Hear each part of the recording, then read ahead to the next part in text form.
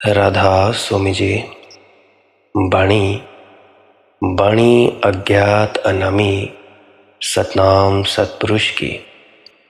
आज की सत्संग वीडियो का विषय है, एक प्रश्न पूछा गया है एक मित्र द्वारा कि हमें नामदान के बाद किस तरह की ज़िंदगी जीनी चाहिए, क्या संतोष रखकर जीना ठीक नहीं है। तो चलिए इसी विषय के संदर्भ में आज की सत्संग वीडियो आरंभ करते हैं। गुरु प्यारी सत्कारयोग सत्संगत जी, आप सभी के भीतर बैठे परमात्मा को मैं प्रणाम करता हूँ और मेरी दो विनतियाँ। पहली विनती यह कि आप जी जो भी नए आए हैं वो इस चैनल को सब्सक्राइब करके ऑल बेल नोटिफिकेशन आइकन को ज़रूर दबाएं, ताकि जो भी नया सत्संग इस यूट्यूब चैनल पर डले आप जी को नोटिफिकेशन आ जाए और आप जी को सबसे पहले वो वीडियो प्राप्त हो जाए। सत्संग का वक्त रहता है सुबह 5 बजे से लेकर 6 बजे के बीच में। आप कभी भी खुशकिस्मत हैं, जो भाग्यशाली जीव हैं, आनंद उठा सकते हैं। और दूसरी विनती मेरी यह सबसे ज़्यादा ज़रूरी विनती है, आप जी इस वीडियो को पूरा अंत तक ज़रूर सुनने की कृपालता करें। अगर इस वीडियो को पूरा अंत तक नहीं सुनेंगे तो आपका मन ऐसी ऐसी अड़चनें पैदा करेगा या कर सकता है, जिससे कि आपको भजन सिमरन में बहुत ज़्यादा रुकावटें झेलनी पड़ेंगी। तो मैं विनती करता हूँ, अंत तक ज़रूर सुनिए। क्या पता कोई एक आध बात आपके खाने पड़ जाए, आपके अंतस में उतर जाए और आप लोगों की ज़िंदगी पूरी की पूरी तब्दील हो जाए। तो चलिए अब मैं अपने मूल विषय की ओर बढ़ता हूँ। जैसा कि प्रश्न पूछा गया है मेरे मित्र द्वारा कि नामदान के बाद एक व्यक्ति को कैसा जीवन जीना चाहिए, क्या संतोष रखकर जीना ठीक नहीं है। तो मैं जवाब देना चाहूँगा कि संतोष और संतोष में बड़ा भेद है। एक तो है संतोष मरे हुए आदमी का, पराजित आदमी का, हारे हुए आदमी का।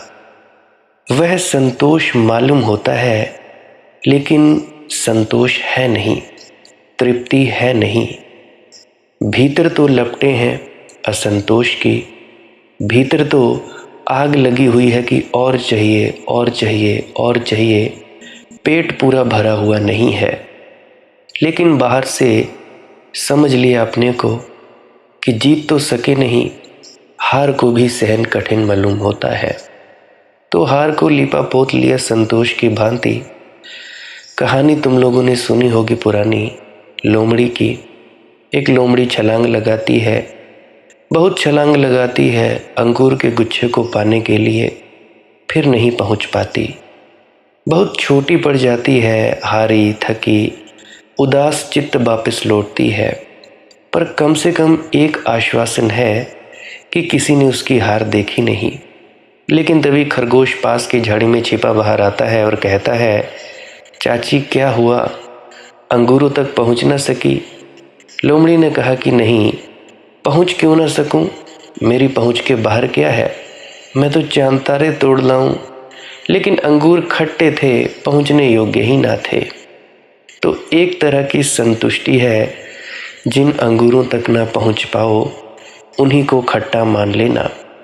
खट्टे मान लेने से कम अहंकार की थोड़ी रक्षा मिल जाएगी। पहुंचने योग्य ही थे तो पहुंचकर करते भी क्या, मैं इसे संतोष नहीं कहता। और तुम्हारे तथाकथित धर्म गुरुओं ने, तथाकथित साधु संतों ने इसी को संतोष कहा है। ये संतोष का धोखा है, ये मिथ्या आत्मवंचना है। मैं कहता हूँ इससे सावधान रहना, क्योंकि जो इस तरह के संतोष से घिर गया उसे संतोष की परम अनुभूति कभी भी नहीं हो सकेगी। जो झूठे फूलों से राजी हो जाता है, प्लास्टिक के फूलों से, उसके बगीचे में असली फूल नहीं खिलते हैं। फिर तुम समझाने की कितनी ही चेष्टाएं करो, समझाने में तुम बड़ी कुशलता भी दिखला लो, बड़ी तर्कयुक्तता, बड़ी चतुराई, फिर भी कुछ नहीं होने वाला। मुझे एक कविता याद आती है, मुझसे अब मेरी मोहब्बत के फसाने ना कहो, मुझको कहने दो कि मैंने उन्हें चाहा ही नहीं। और वो मस्त निगाहें जो मुझे भूल गई, मैंने उन मस्त निगाहों को सराहा ही नहीं। मुझको कहने दो कि मैं आज भी जी सकता हूँ, इश्क नाकाम सही, जिंदगी नाकाम सही, उन्हें अपनाने की ख्वाहिश, उन्हें पाने की तलब, शौक़े बेकार सही, सही एक गम अंजाम नहीं। वही गेसू वही नज़रें, वही आर्ज़ वही जिस्म, मैं जो चाहूँ तो मुझे और भी मिल सकते हैं। वो कंवल जिनको कभी उनके लिए लिखना था, उनकी नज़रों से बहुत दूर भी खिल सकते हैं। समझा लो, सांत्वना दे लो। वो कंवल जिनको कभी उनके लिए खिलना था, उनकी नज़रों से बहुत दूर भी खिल सकते हैं। तो फिर खिलते क्यों नहीं? फिर रो क्यों रहे हो? फिर ये लौट लौट कर पीछे देखना क्या? फिर ये पश्चाताप क्यों? वही गेसू वही नज़रें, वही आरज़ू वही जिस्म, मैं जो चाहूँ तो मुझे और भी मिल सकते हैं। चाहने से तुम्हें रोकता कौन है? चाहो और पालो। पर नहीं, ये सब तो मन को सांत्वना देने के उपाय हैं। इस संतोष के मैं विरोध में हूँ। हाँ, ज़रूर एक और भी तरह का संतोष है, संतुष्टि है, तृप्ति है। वह संतोष हारी हुई आकांक्षाओं का संतोष नहीं, समझी गई आकांक्षाओं का संतोष है। जब तुम किसी आकांक्षा को ठीक ठीक समझ लेते हो, जब तुम देख लेते हो उसकी गहराई में और पाते हो कि उसके पूरे होने में भी कुछ पूरा नहीं होगा, पूरा हो जाए तो भी तुम अधूरे रहोगे, मिल जाए ये संपदा तो भी तुम्हारी विपदा कम ना होगी, और मिल जाए ये प्यारा तो भी तुम्हारी प्रीति की अभिप्सा पूरी ना होगी। जब तुम्हारी दृष्टि ऐसी निखार पर होती है, तुम्हारा अंतर्बोध इतना स्पष्ट होता है, जब तुम्हारे चैतन्य के दर्पण में चीज़ें साफ साफ जैसी हैं वैसे ही दिखाई देती हैं, तब एक और ही तरह का संतोष, तृप्ति, भरा भरापन पैदा होता है। वह संतोष सांत्वना नहीं है, सत्य का साक्षात्कार है। जैसे कोई देख ले कि मैं रेते को निचोड़कर तेल निकालने की कोशिश कर रहा था। एक संतोष है कि निचड़ा नहीं तेल, तो तुम ये कहने लगे कि मुझे तेल की ज़रूरत न थी, इसीलिए मैंने श्रम मेहनत छोड़ दिया।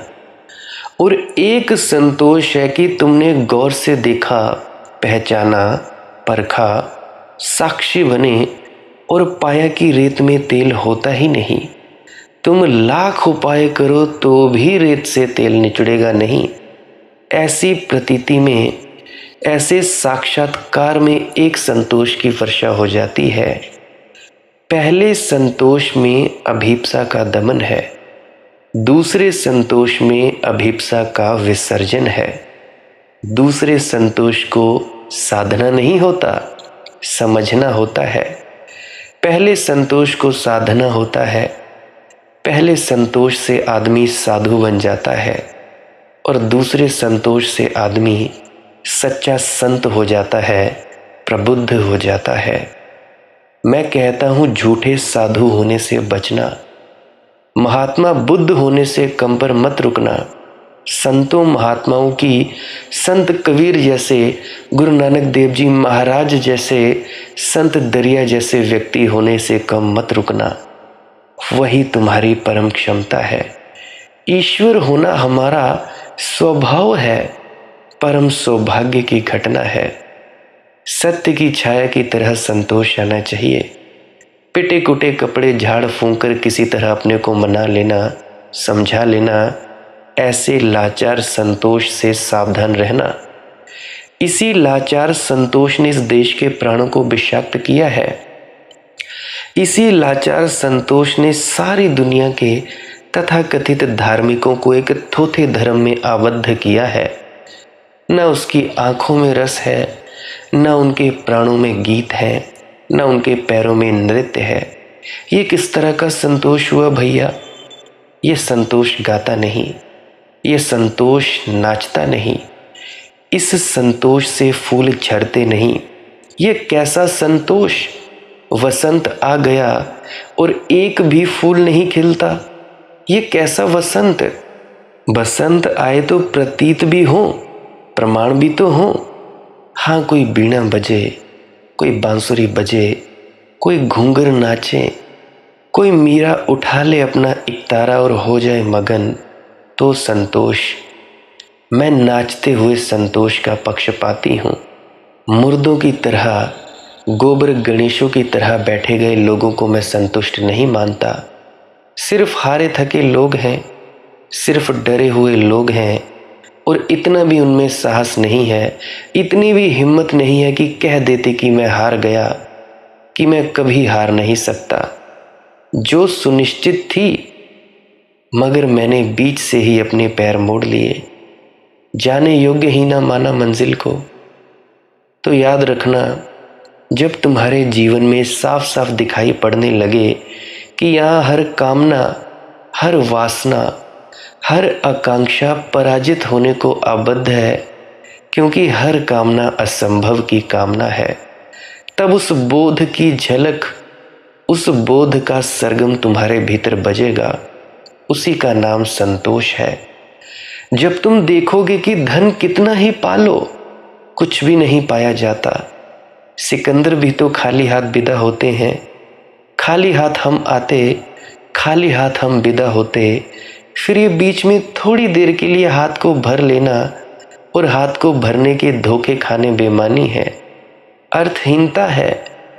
जिस दिन तुम्हें दिखाई पड़ेगा कि कितना ही धन बाहर हो, भीतर की निर्धनता, गरीबी अछूती रह जाती है। एक बूंद भी भीतर की प्यास को नहीं मिलती। बाहर सागर लहराता है और भीतर प्यास लहराती है।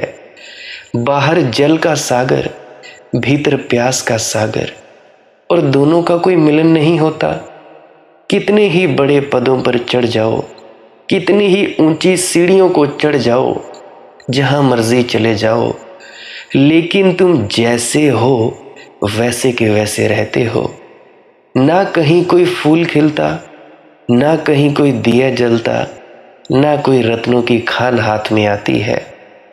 जिस दिन तुम्हारे सारे जीवन के अनुभव एक बात कह जाते हैं कि यहाँ मिलने को कुछ भी नहीं है, दौड़ने को बहुत है, पाने को कुछ भी नहीं, दौड़ दौड़ कर जीवन रिक्त होता है, मिलता कुछ भी नहीं।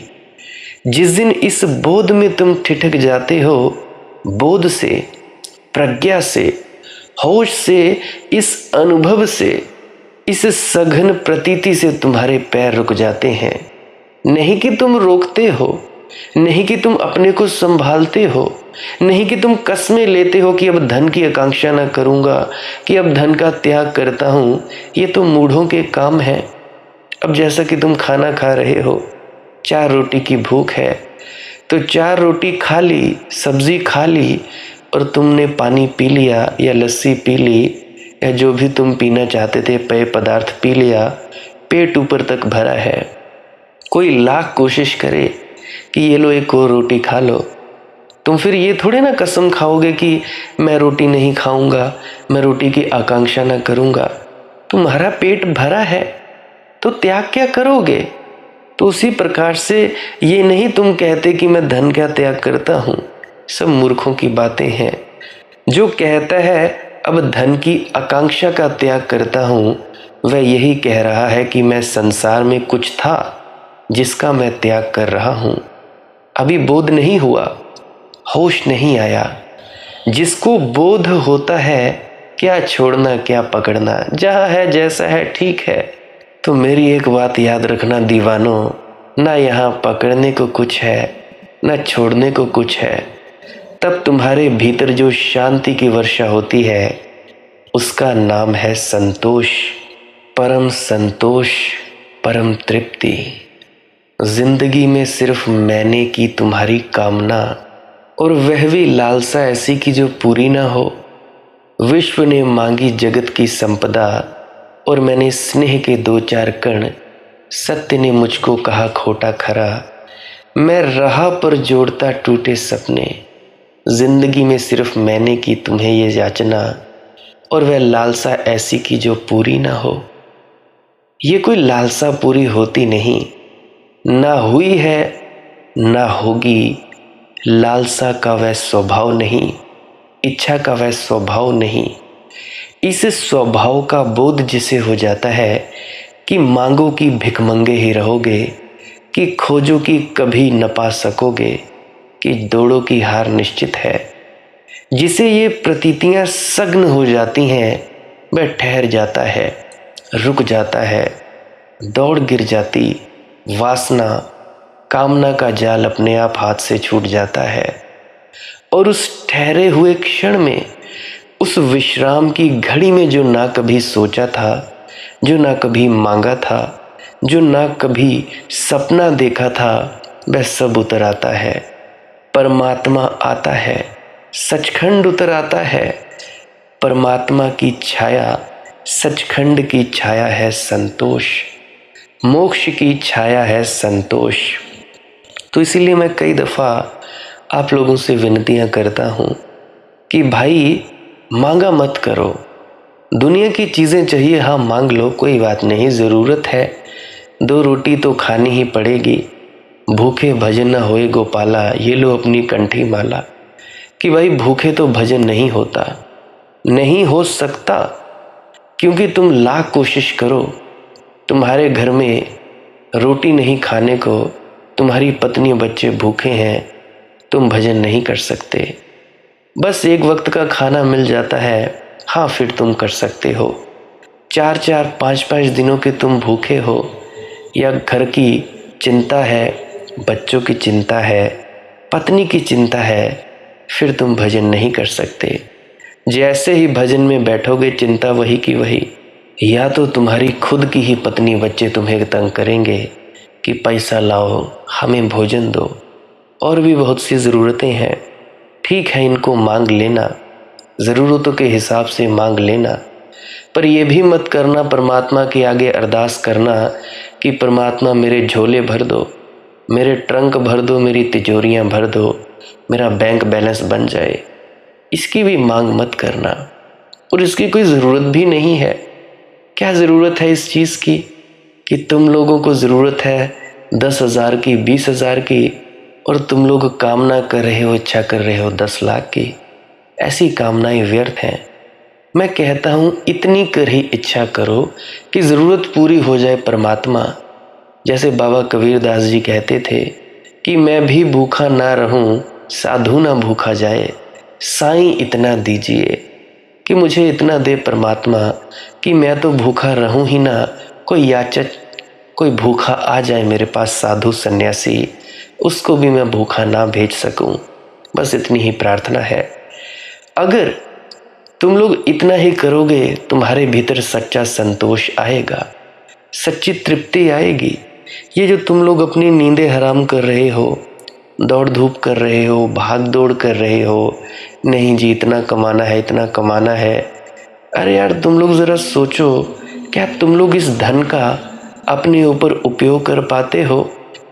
लाख रुपया तुम कमा रहे हो, बच्चों को देने के लिए तुम्हारे पास वक्त नहीं, पत्नी को या पति को देने के लिए तुम्हारे पास वक्त नहीं, तो क्या करोगे इस लाख रुपए का? चाटोगे? बैंक में शो होगा कि your account balance is 20 lakh rupees, 30 lakh rupees. What will you do with this rupee? क्या करोगे इस धन का? इस 20 लाख का, इस 25 लाख का, इस 30 लाख का करोगे क्या? अगर तुम लोगों ने प्रेम नहीं बांटा, प्रेम नहीं किया। प्रेम ही परमात्मा, परमात्मा ही प्रेम। God is love, love is God. प्रेम से अगर मिले नहीं, क्या करोगे तुम इस धन संपत्ति का? जहां प्रेम ही नहीं, वहां तुम क्या करोगे? मैं कहता हूं प्रेम है, उसके बाद जो धन संपत्ति है तो तुम्हें वो भी खुशी देगी। प्रेम नहीं है, चाहे करोड़ों का साम्राज्य हो, कोई खुशी नहीं दे सकती। तो विनती है प्रेम में डूबो। क्या ले जाओगे यहाँ से? माना धन संपत्ति की ज़रूरत है, ले क्या जाओगे? और मैं तुम लोगों से मांगता भी नहीं कि तुम लोग मेरे प्रति, मेरे चरणों में रख दो अपना धन। मैं कहता हूँ तुम लोग अपने धन का उपयोग करो सही जगह, अपनी क्षमताओं का उपयोग करो सही जगह। जो नहीं काम कर सकता, जो कोई गरीब है, खा पी नहीं सकता, या जिसके बच्चे पढ़ना चाहते हो और पैसे नहीं है, उनकी मदद कर दो। किसी की भी करना चाहते हो बस कर दो। अपने धन का सही उपयोग करो। बैंक में डालकर भी सड़ेगा, और वैसे भी सरकार तुम लोगों को चूस ही रही है। 100 रुपया तुम कमाते हो, 40 तुम्हारे खाते में आते हैं, और वो जब तुम 40 खर्चने जाते हो उसमें से भी टैक्स ही टैक्स। एक आध रुपया बड़ी मुश्किल से तुम लोगों के पास बच पाता है। अब 100 के पीछे 0 लगाते चले जाओ, और तुम लोग सोचो क्या करोगे इस धन का। अगर इस धन का उपयोग सही ढंग से कर लोगे, सही व्यक्तियों पर लगा दोगे, कोई ज़रूरतमंद है उसकी मदद करोगे, कोई बच्चा बेचारा पढ़ना चाहता है उसकी पढ़ाई लिखाई में मदद कर दोगे, कोई व्यक्ति है जो भूख से मरा जा रहा है उसको खाना ज़रूर खिलाओ, और भी कोई करता है, मांगता है या ज़रूरत है उसको, उसकी मदद कर दो। और सबसे ज़रूरी बात, प्रेम प्यार से रहा करो। अपने घरों में बच्चों के साथ, पत्नी के साथ, पति के साथ प्रेम प्यार से रहो। प्रेम प्यार ही एक रह जाएगा, बाकी तो कुछ रहेगा नहीं। और बाद में जब चले जाते हैं तो कद्र फिर होती है, कद्र कि काश अभी ज़िंदा होता या ज़िंदा होती, या मेरा बच्चा या मेरे पिता या मेरे माता, तो काश, तो फिर वो काश ही रह जाती है। काश कभी आता नहीं, वो काश ऐसा होता वैसा होता, वो ऐसा का वैसा ही रह जाता है। उसको तुम लोग प्रेजेंट में नहीं ला सकते, वर्तमान में नहीं ला सकते। मैं तुम लोगों से कहता हूँ, अगर तुम लोग इंसान होकर इंसान की खिदमत नहीं कर सकते, इंसान की मदद नहीं कर सकते, इंसान से प्रेम नहीं कर सकते, तो तुम काहे के इंसान हुए भैया। तो क्या खाक तुम लोग परमात्मा से प्रेम करोगे? परमात्मा तो है ही प्रेम स्वरूप। God is love and love is God. मैं खुद प्रेम की अनुभूतियों को महसूस कर चुका हूँ, और वाकियों ने भी किया है। मीराबाई जी ने किया, संत कबीरदास जी ने किया, गुरु नानक साहिब जी ने किया, बाबा जी महाराज मौजूदा सदगुरु उन्होंने किया, आने वाले महात्मा करेंगे, पुरानों ने किया। इतना ज़्यादा प्रेम जगाते हैं संत महात्मा जिसका कोई हिसाब नहीं। तुम प्रेम में आ जाओ बस, फिर तुम्हारा जो सचखंड है वो उतर ही आता है। तुम लोगों का जो घर है वही डेरा बन जाता है, कहीं जाने की ज़रूरत नहीं। और इसका मतलब ये नहीं कि मैं मना कर रहा हूँ, जाओ जाओ जहाँ मर्जी, डेरों में जाओ, सत्संग सेंटरों में जाओ, इधर जाओ उधर जाओ, उस गुरु के पास मिलो, इसके पास मिलो। पर मेरी यही विनती है, जैसा माहौल तुम सब डेरों में बनाते हो, सत्संग सेंटरों में, गुरुद्वारों में, मंदिरों में, जहाँ पे तुम सेवा करते हो, वैसा ही माहौल तुम घर पे बनाओ। यही समझो कि ये जो मेरा घर है यही छोटा सा डेरा है। अपने घर को डेरा बना दो, और क्या ही तुम लोग कर सकते हो। घर को डेरा बनाओ यार। घर में भी वैसा ही बर्ताव करो।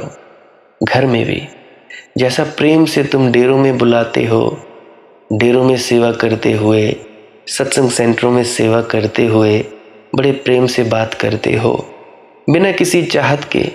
सदगुरु चाहे तुम्हारी तारीफ करे ना करे, कितनी खुशी मिलती है। तो क्या ऐसा तुम सब अपने घरों में नहीं कर सकते? कर सकते हो ना।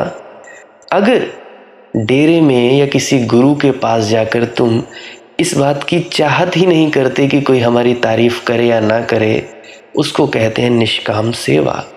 अगर तुम वहाँ पे जाकर निष्काम सेवा करते हो तो घर में काहे की इच्छा करते हो, कामना करते हो कि हमें तारीफ मिले। हमारे घर वाले मानते नहीं, मैं चाहे जितना भी कर लूँ, कोई पति हो या पत्नी या बच्चे हो या बूढ़े, मैं जितना भी कर लूँ तो ये मानते नहीं, मुझे प्रोत्साहन नहीं देते, मेरा मानते नहीं। ऐसा नहीं। अगर तुम लोग सच्चे दिल से अपने घर के जीवों को सेवा भाव से खाना पीना, रक्षा करना, ये सब करते हो तो तुम लोगों का घर ही डेरा हो जाएगा। प्रेम से रहा करो, भजन सिमरन से हमें जागृता मिलती है। अगर भजन सिमरन करने से अहंकार पैदा होता है और दूसरे व्यक्ति को तुम लोग तुच्छ समझते हो, तो क्या फ़ायदा इस भजन सिमरन का? 40 साल हो गए, 30 साल हो गए, 25 साल हो गए, तो क्या फ़ायदा इस भजन सिमरन का?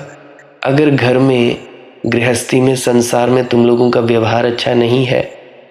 एक नूरते सब जग उपजे, कौन पले को मंदे। अगर एक ही नूर से पूरा जगत उपजा है तो कौन भाई भला, कौन बुरा? कोई भी भला नहीं, कोई भी बुरा नहीं। बस सभी भूले हुए हैं कि हम परमात्मा हैं, हम परमात्मा के अंश हैं। परमात्मा के अंश को कहा जाता है आत्मा। आप लोग सभी आत्मा हो। आत्मा इस शरीर में दाखिल है। शरीर एक कवर के समान है जिसको हम पिंजरा कहते हैं, काल का पिंजरा। काल क्या है?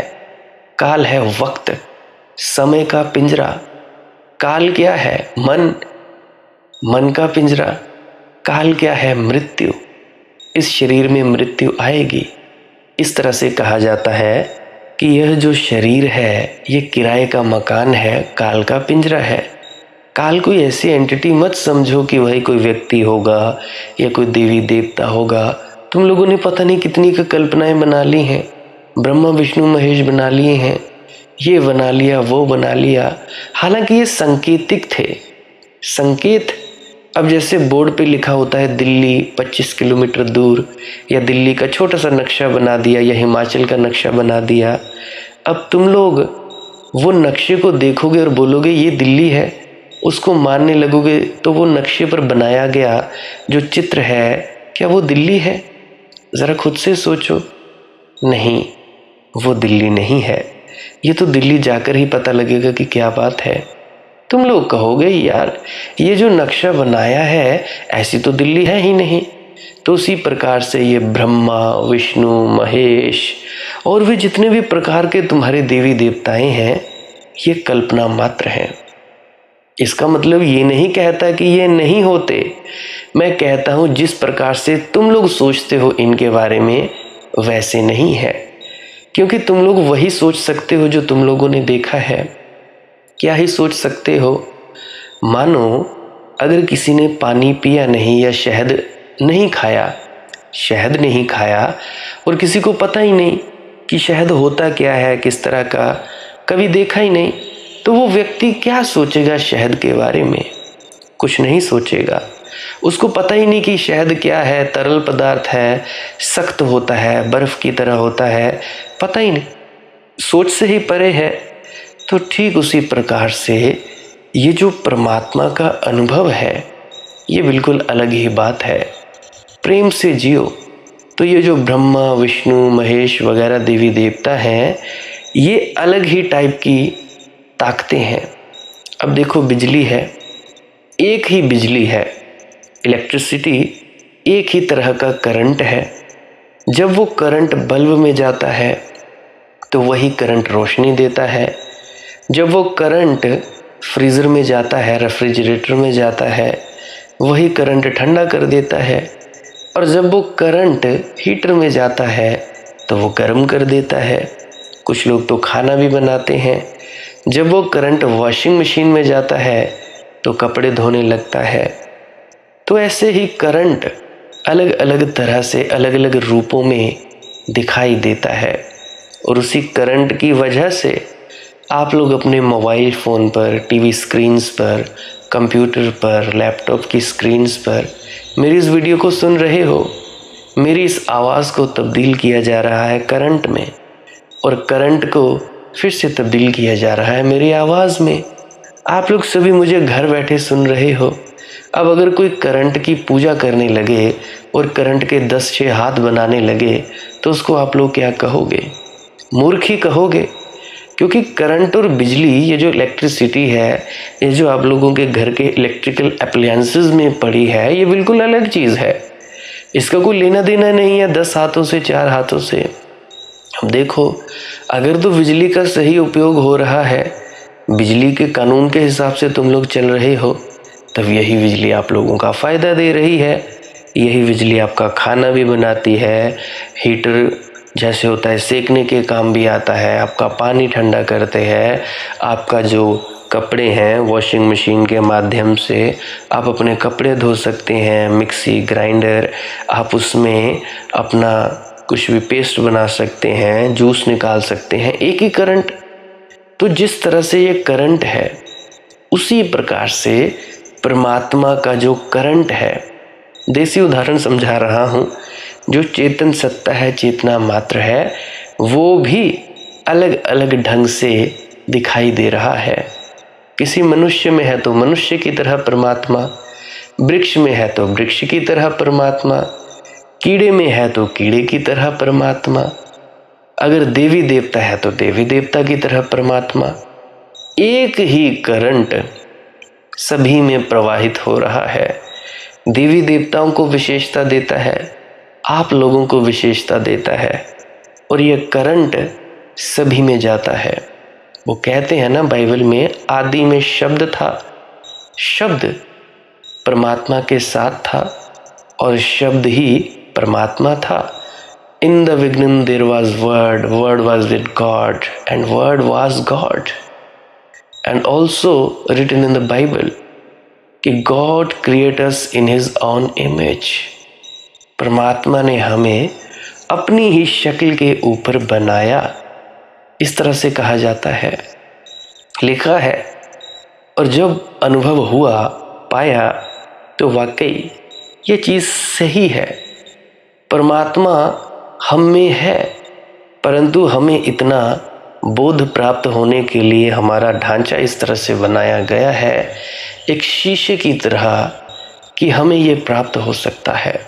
हमें अपने चेतना होने का जो सौभाग्य है वो प्राप्त है। पेड़ों को नहीं, पशु पक्षियों को नहीं, कीड़े मकोड़ों को नहीं, धीरे धीरे धीरे धीरे ये विकास का स्तर चलता रहता है, चलता रहता है। हम कभी पत्थर थे, पत्थर चेतना मात्र, नाम मात्र थी।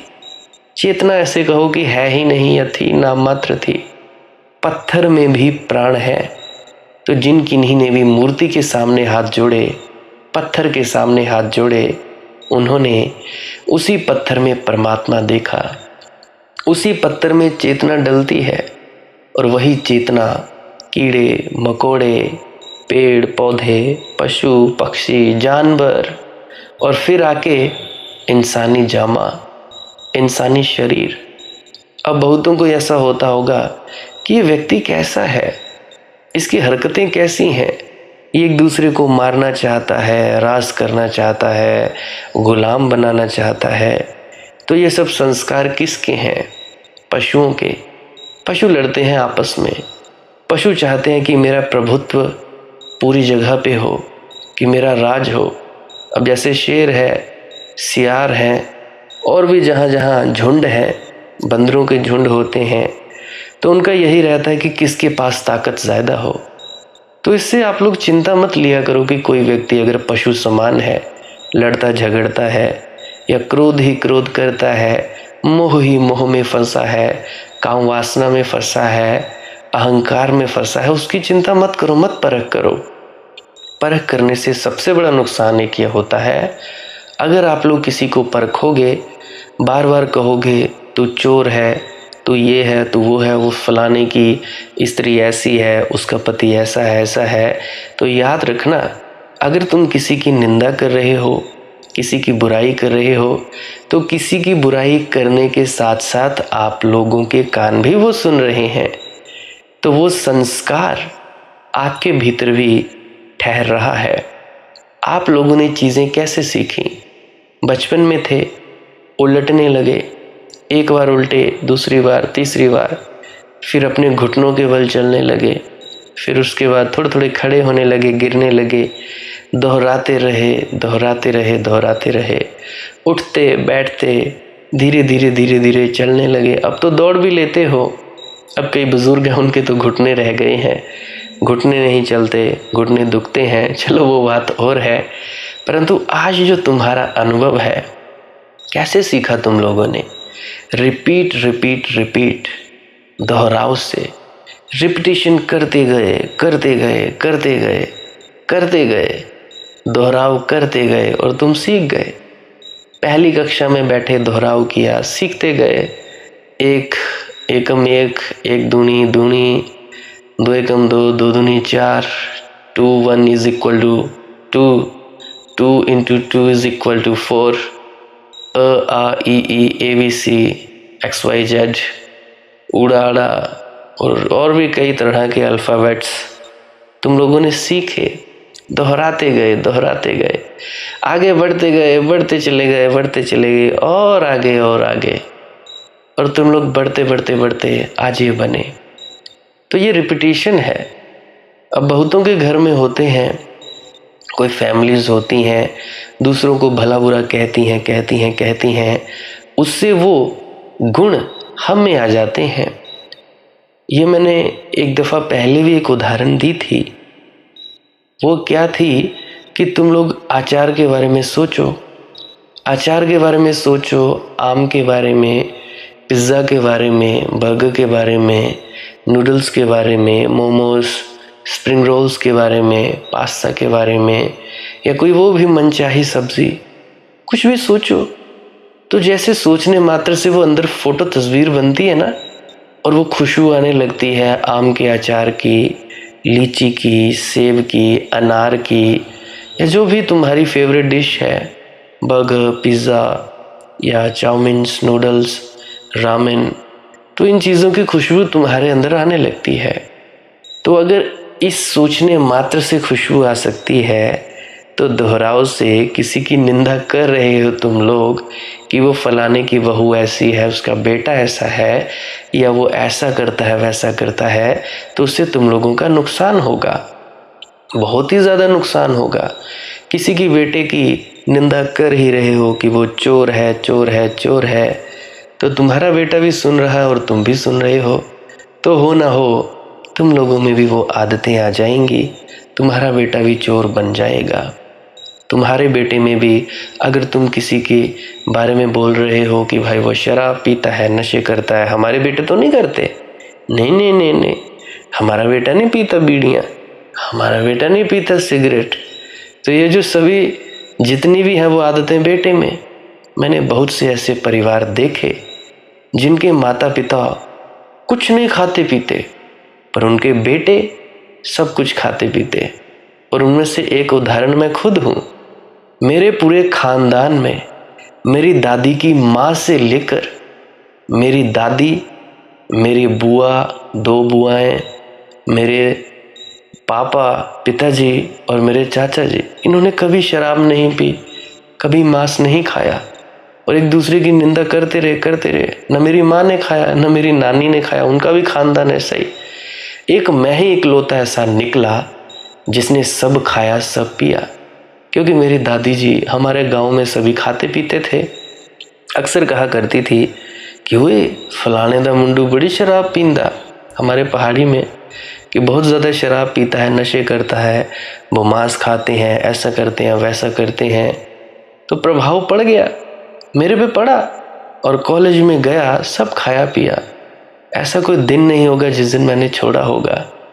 प्रभाव, रेपिटेशंस, क्योंकि जब तुम बोल रहे हो तो तुम 2 कानों के जरिए सुन भी तो रहे हो। अभी जैसा बहुत से हैं जो सत्संग सुनते हैं, सत्संग सुनते सुनते उनको समाधि लगती है, बड़ा मज़ा आता है, बड़ा आनंद आता है, और पहले से ज़्यादा रुचि जग गई है कि यार हमें तो भीतर उतरना है। अगर ये एक छोटा सा बच्चा आनंद में हो सकता है, हम क्यों नहीं हो सकते? हम तो इससे ज़्यादा अनुभवी हैं। ये कल का छोकरा ये हमें उपदेश दे रहा है, ये कल का बच्चा हमें उपदेश दे रहा है। अगर इसको हो सकता है तो हमें क्यों नहीं हो सकता? हमें भी हो सकता है। तो बार बार सुनते सुनते, सत्संग सुनते सुनते निष्ठा आ रही है। अब ये जो कहते हैं कि जी हमने नामदान ले लिया, भजन सिमरन करो, यही करना है, इससे ही मिलना है, तो मूढ़ो सत्संग कौन सुनेगा? अगर अकेला भजन सिमरन करने से ही तुम लोगों को मिल गया होता तो आज तक कितनों को मिला? बता दो मुझे।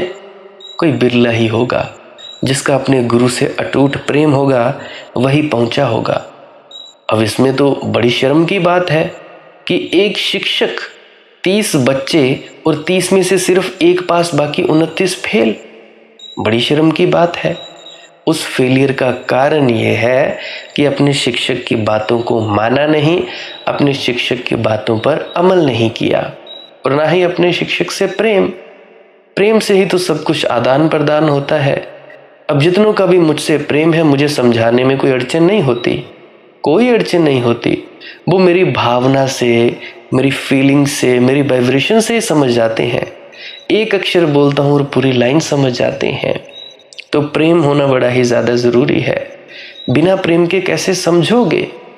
तो इसीलिए निष्ठा पैदा करने के लिए सत्संगों को सुना जाता है। और याद रखना, सत्संग भी ऐसा वैसा नहीं। सत्संग का मतलब क्या? सत्य यानी सच, संग यानी साथ, सच का साथ। शब्दों को सुन लेना, किताब पढ़कर कोई बोल रहा है उसको सुन लेना, ये सत्संग नहीं है।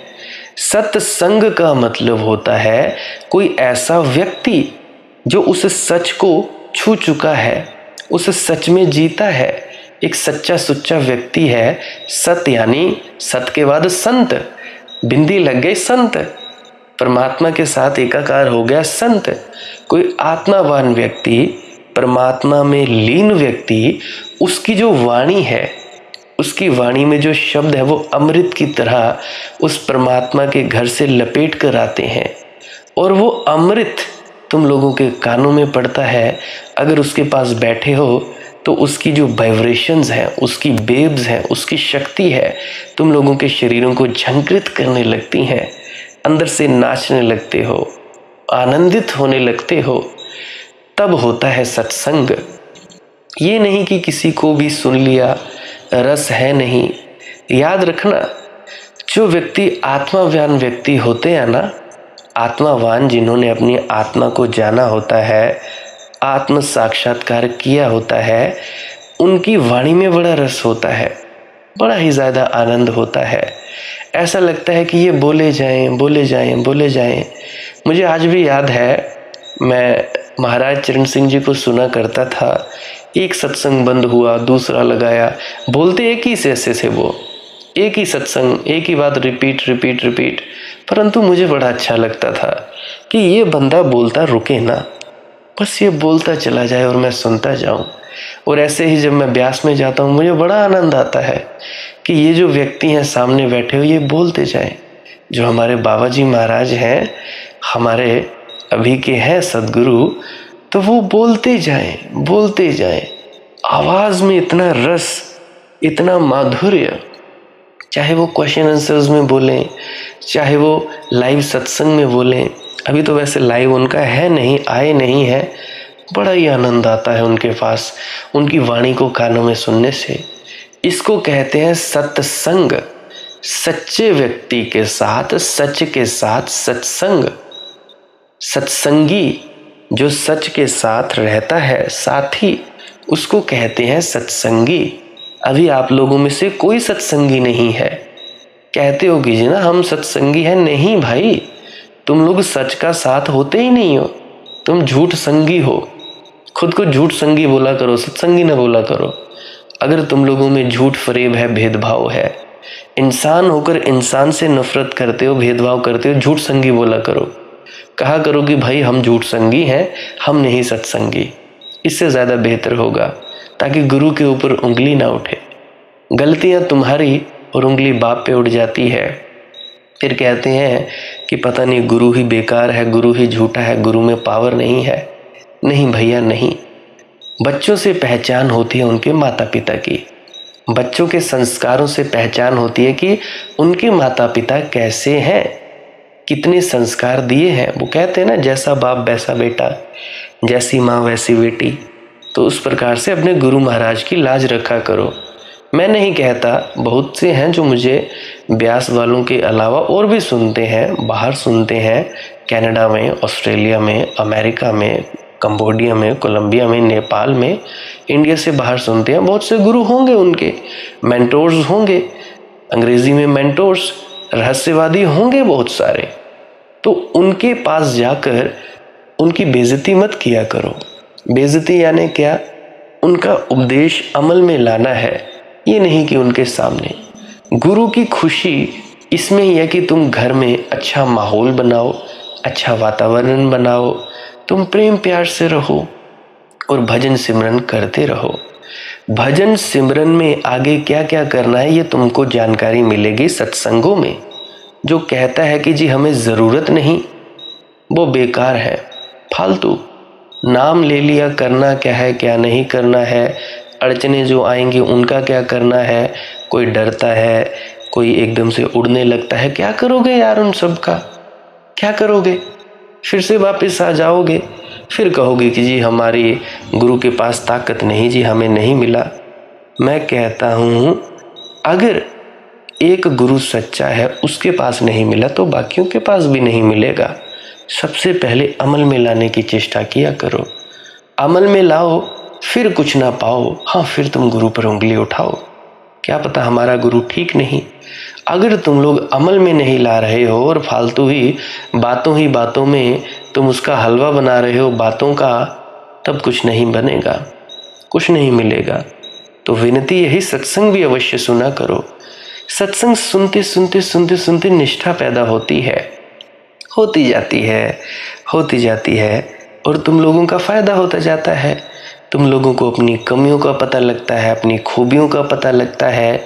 धीरे धीरे मन को ठोकर लगती है और तुम बढ़ते जाते हैं। और फिर मन को पता लगता है, जैसे वाणी कहती है, मन तू ज्योत स्वरूप है, अपना मूल पहचान। ऐ मन तू कहाँ इधर उलझा पड़ा है, तू ज्योति स्वरूपा है, अपना मूल तो पहचान। चल तो सही, तू किधर से आया है। तो मन अभी इधर उलझा हुआ है, लेके चले जाओ अपने अंतस में। क्यों उलझे पड़े हो? मन को रहने दो जैसा का तैसा। तुम बस साक्षी में स्थित हो जाओ, देखने वाले में, गवाह मात्र में, तभी संतोष होगा।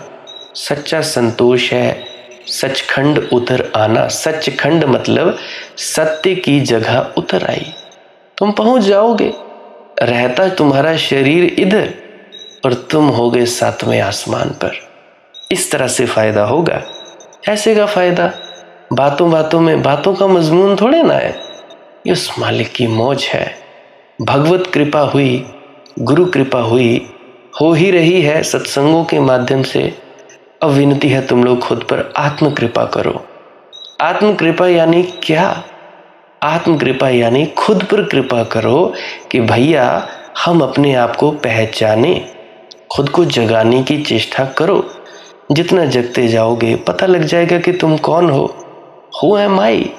Self remembering before God realization. Self realization before God realisation.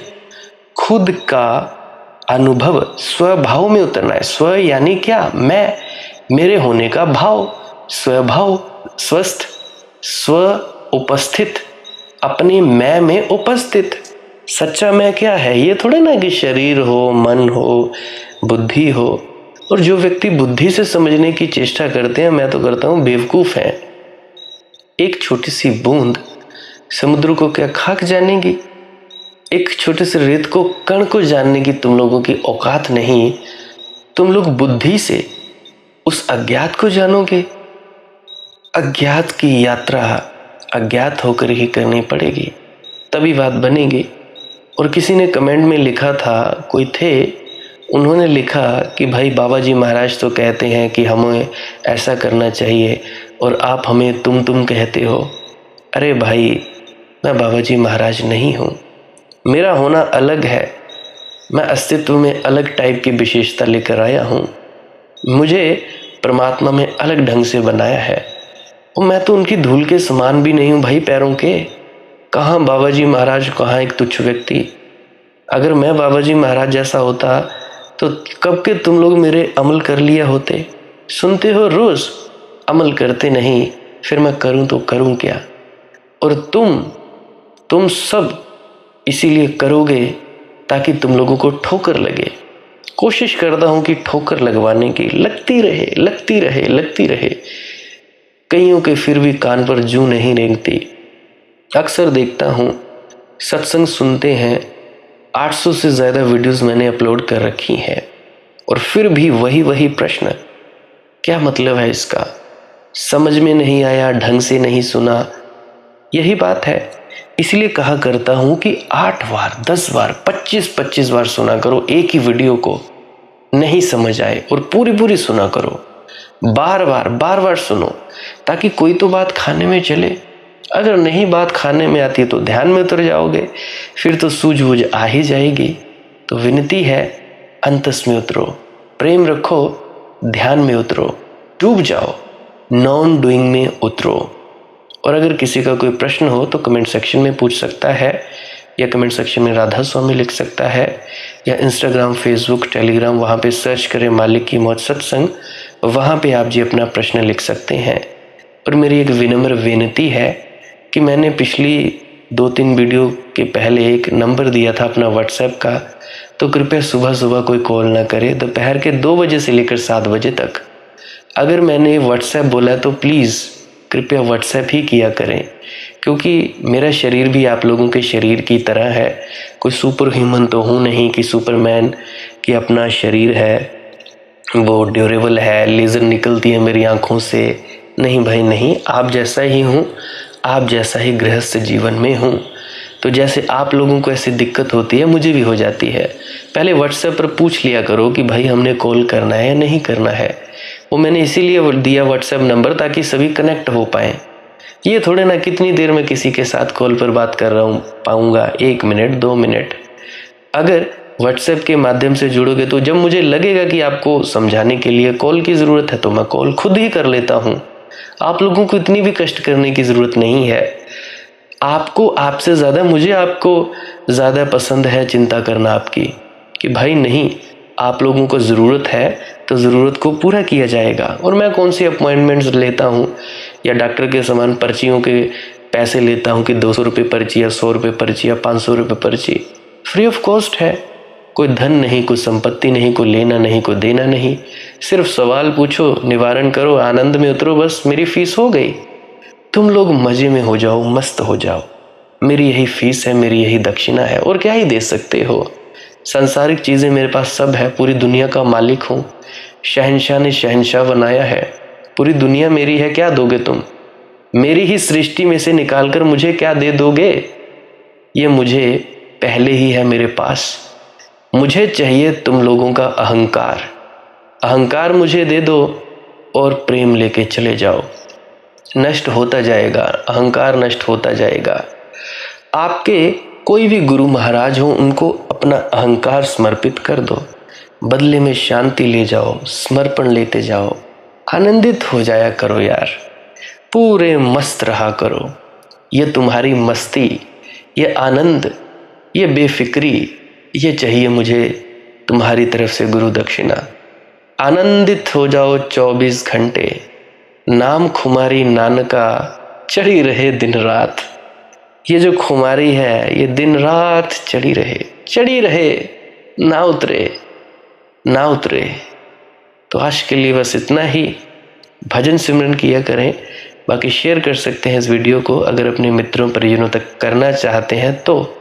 बाकी आप लोगों की मौज है, आप लोगों की इच्छा है। लाइक करना हो तो कर दें, नहीं तो वो भी मौज है। भजन सिमरन में उतरें, नॉन डूइंग में उतरें और श्वास क्रिया ज़रूर किया करें। भजन सिमरन क्या है? भजन और सिमरन 2 अंग हैं। सिमरन है कुछ शब्दों का जाप करना जो आपको आपके सद्गुरु द्वारा बताए जाते हैं। कोई भी जाप हो सकता है, कोई भी शब्द हो सकते हैं। करना क्या है? किसी कमरे में बैठ जाइए, या रात को बैठ सकते हैं, सुबह बैठ सकते हैं, या जब भी आपको फुर्सत के लम्हे मिले बैठ सकते हैं। तो जब बैठें तो शरीर को बिना हिलाए डुलाए बैठना है। जो बैठ नहीं सकता तो वो लेट जाए, जो चौकड़ी नहीं मार सकता वो टांगे सीधी कर ले। कोशिश ये रहनी चाहिए कि ज़्यादा से ज़्यादा वक्त शरीर को बिना हिलाए डुलाए बैठा जाए। उसके बाद अपने शब्दों का जाप शुरू कर दें। आंख बंद रखें, आंखों पर ज़्यादा जोर नहीं लगाना है, कोई कष्ट नहीं देना है, नहीं तो सर में दर्द होगा और फिर आप लोगों को परेशानी हो सकती है। तो आपने क्या करना है? चुपचाप शांत होकर बैठे रहना है, शब्दों का जाप शुरू कर देना है। जितनी देर भी आप करना चाहो, आधा घंटा, पौना घंटा, 10 मिनट, 15 मिनट, या जितनी भी आपको आपके सद्गुरु द्वारा दिया गया निर्देश है, जितना निर्देश है उसका पालन कीजिए। और उसके बाद दूसरा स्टेप करना बड़ा ही ज़्यादा ज़रूरी है। वो क्या है? वो उसी अवस्था में बैठे रहें या आसन भी बदल सकते हैं। ये जो शब्दों का जाप होता है ये एकाग्रता के लिए होता है, ताकि मन की एकाग्रता आ जाए। और जब मन की एकाग्रता आ जाए फिर दूसरा कदम क्या है? धुन सुनने के लिए बैठना। चुपचाप बैठे रहें, आंख बंद है, शब्दों का जाप बंद कर देना है। और अगर कोई भी आपके गुरु महाराज है उनको आप स्मरण कर रहे थे, याद कर रहे थे, आंखों के सामने शक्ल ला रहे थे, तो उसको लाना बंद कर दीजिए। शब्द धुन सुन रही है तो सुनते रहिए, आंख बंद करके अंधेरे में ही टिके रहें।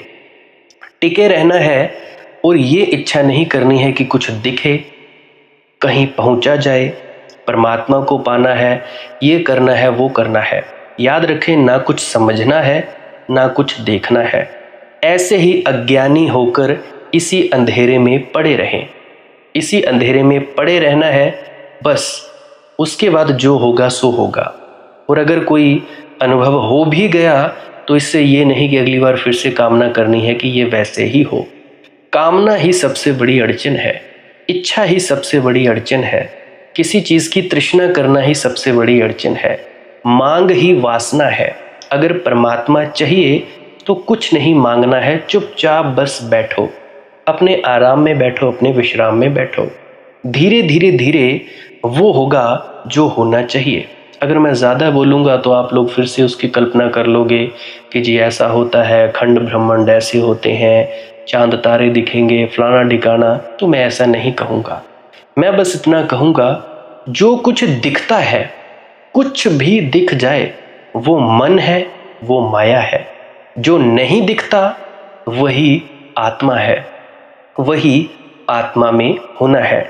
अब जैसा कि तुम लोग इसी अंधेरे में टिके रहोगे, तो कुछ दिनों के बाद या महीनों के बाद एक प्रकाश आएगा।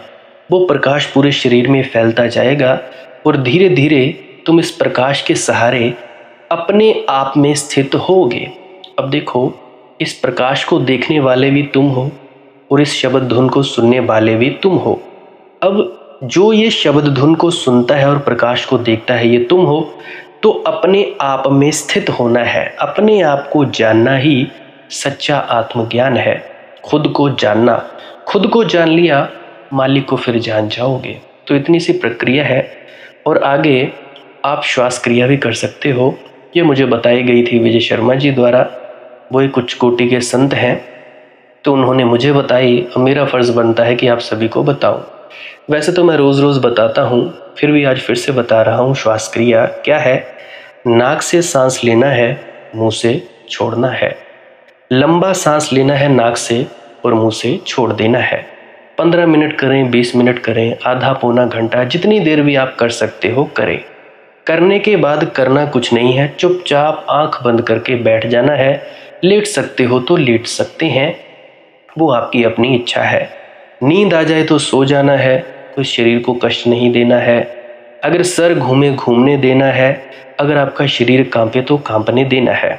उसकी आपने दिक्कत, परेशानी और चिंता नहीं लेनी है, ये सब होता ही है। और मरने से डर लगे तब भी नहीं डरना है, ये होता ही है। क्या कहा मैंने? 15 से 20 मिनट कर सकते हैं, उसके बाद चुपचाप बैठें और अपने भीतर अपने आप उतर जाओगे। ठीक है जी। प्रेग्नेंट लेडीज़ बिल्कुल ना करें, जिनको दिल की बीमारी है या गोलियां वगैरह खाते हैं वो भी बिल्कुल ना करें, और बाकी सब कर सकते हैं। जिनको नींद नहीं आती वो अवश्य करें, और जिनको थोड़ा डिप्रेशन रहता है वो भी अवश्य करें, और जिनके बच्चे थोड़े पढ़ाई में कमज़ोर हैं वो भी ज़रूर करें। बाकी आपकी मौज है, करना हो करिए, नहीं तो आपकी अपनी अपनी इच्छा है। और ध्यान दें, जब सिमरन करें तो उसके बाद सीधा भजन पे बैठें, और जब ये श्वास क्रिया करें तो इसके बाद सीधा भजन के लिए बैठें। अलग अलग प्रक्रियाएं हैं। एकाग्रता के लिए है श्वास क्रिया और एकाग्रता के लिए ही है भजन सिमरन। सिमरन भी एकाग्रता के लिए और श्वास क्रिया भी एकाग्रता के लिए। ठीक है, मिक्स नहीं करना है, अलग अलग करिए। अगर श्वास क्रिया करी तो उसके बाद सीधा धुन सुनने पर बैठें। अगर सिमरन के शब्दों का जाप किया उसके बाद फिर से धुन सुनने पर बैठें। बाकी आपकी अपनी मौज है, जो आपको रुचे वो कर सकते हो। अगर धुन सुनने लगे तो धुन सुनने पर ही डायरेक्ट बैठा जाए, परंतु श्वास क्रिया मत छोड़ना, क्योंकि श्वास क्रिया करने से शारीरिक, मानसिक और आध्यात्मिक लाभ मिलता है। तो बाकी आप कीजिए, आपकी मौज है। और कोई प्रश्न है तो कमेंट सेक्शन में पूछ सकते हैं, या इंस्टाग्राम, टेलीग्राम, फेसबुक पे सर्च करें मालिक की मौज सत्संग, तो वहाँ पे पूछ सकते हैं। प्रश्न पूछने से पहले एक विनती, आप लोग पुरानी सत्संग वीडियोस को अवश्य सुनिए। क्या पता आपके प्रश्नों के जवाब मिल जाए और आप अपने भीतर ध्यान में उतर जाएं। बाकी आपकी अपनी मौज है। लाइक कर सकते हैं इस वीडियो को अगर आपको कुछ सीखने को मिला है, और कमेंट सेक्शन में राधा स्वामी ज़रूर लिखें। सब्सक्राइब कर सकते हैं इस चैनल को अगर रोज़ रोज़ नए नए सत्संग सुनना चाहते हैं। और बाकी आप सत्संग लगा के छोड़ दीजिए, और बस छोड़ दीजिए।